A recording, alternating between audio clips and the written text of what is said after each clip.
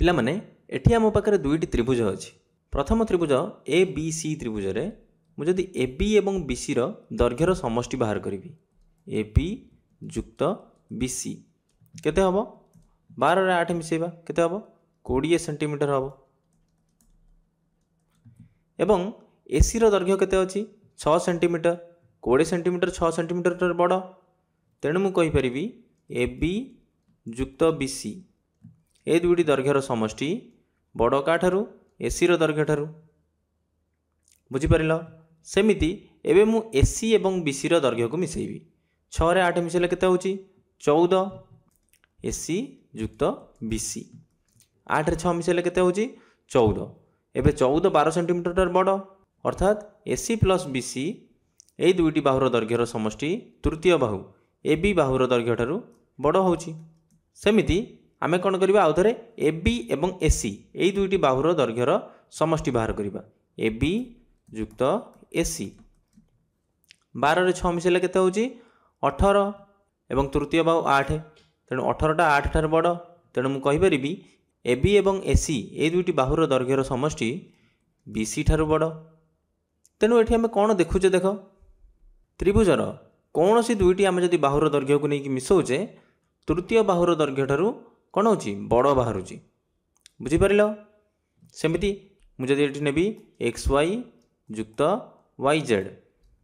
X Y एवं Y Z ए दुईटी दैर्घ्य मिसेले केते हबो 15 रे 12 मिसेले हबो 27 एबे 27 4 सेंटीमीटर ठार बड़ तेणु मु लिखि परिबी X Y plus Y Z ए दुईटी दैर्घ्यर समष्टि बड़ हबो एक्स जेड रो दैर्घ्य ठारू। सेमिति मु लिखिबी एक्स वाई जुक्त एक्स जेड एक्स वाई जुक्त एक्स जेड 15 रे 4 मिसेले हबो 19 19 12 ठारू बड़ तेणु बड़ हबो का ठारू वाई जेड ठारू एवं मु लिखि परिबी एक्स जेड जुक्त वाई जेड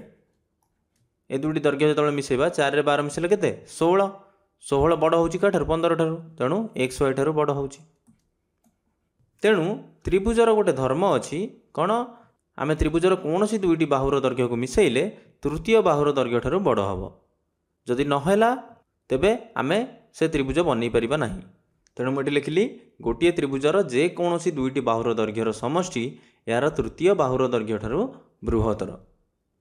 पिला माने देखो एठी मो पाखरे गोटे त्रिभुज अछि त्रिभुज ए बी सी एबे देखो एठी ए बी एवं एसी रो दैर्घ्य केते हबो 6 रे 5 मिसेइबा ए बी जुक्त एसी 6 रे 5 मिसेले केते हबो 11 एवं 11 टा 13 टू कोन सान बड़ होउ नाही आमे कोन पढिले एबे त्रिभुजर कौन सी दुईटी बाहुर दैर्घ्य को आम जब मिसेइबा तृतीय बाहुर दैर्घ्य ठारू बड़ हम किंतु ये सान होउची एटी कौन सान होउची तेणु ए त्रिभुज आमे बनै परिबा नाही। एबे आमे त्रिभुज को अंकन करके देखिबा बनी पारुची ना नहीं। प्रथमे आमे कौन करिबा बीसी रो दैर्घ्य नवा 13 सेंटीमीटर एबे देखो ये स्केल मो पाखरे अछि मु स्केल को नेली रखिली शून्य पाखरे एवं देखो 13 सेंटीमीटर कोठी होची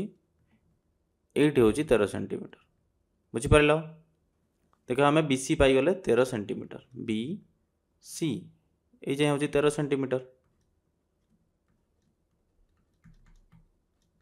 एबे ए बी आम नवा कौन 6 सेंटीमीटर गोटे चाप नवा